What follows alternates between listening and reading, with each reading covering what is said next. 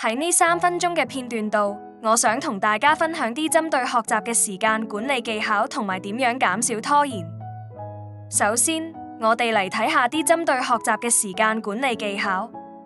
設定明確嘅學習目標，確保你知道每次學習嘅目的，咁樣就可以更有效咁安排你嘅學習時間。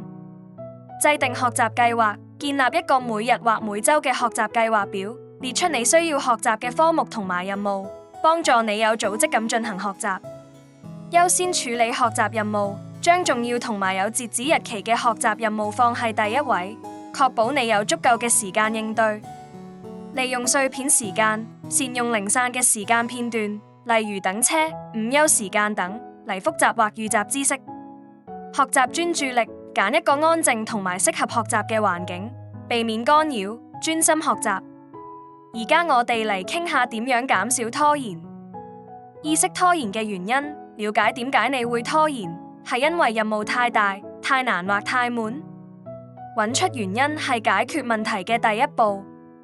制定明確嘅計劃，將學習任務分解成細步驟，同埋設定明確嘅計劃同時間表，咁樣可以令任務更有可能完成。使用番茄鐘工作法，將學習時間切成短短嘅時間段，例如25分鐘學習同5分鐘休息。呢個方法有助於保持專注同減少拖延。創造學習環境，令學習環境舒適同專注，遠離干擾因素，例如手機、社交媒體等。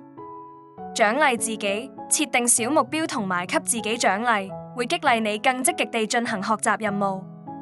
透過呢啲建議，希望你能夠更有效地管理學習時間，減少拖延，提高學習效率。